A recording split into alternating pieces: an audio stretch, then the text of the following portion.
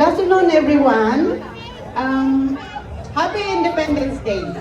So we are the Bimpaak, proudly representing Benguet, Ifugao, Mountain Province, Abra, Apayao, and Kalinga of the Cordillera region in Luzon.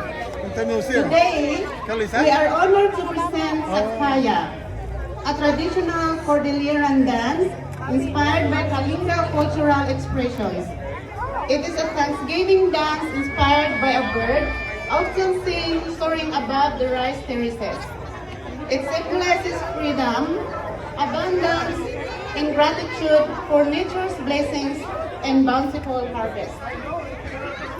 It also reflects the deep connection of the Cordilleran people to the land and environment that sustain our way of life.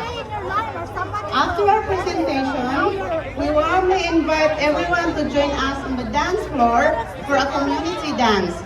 Thank you very much. Matagot-tagot ako amin. Mabuhay!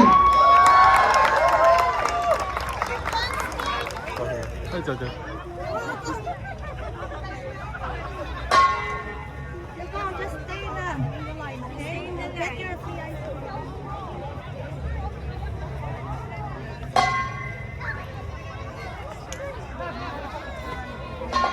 You move with the line, bro.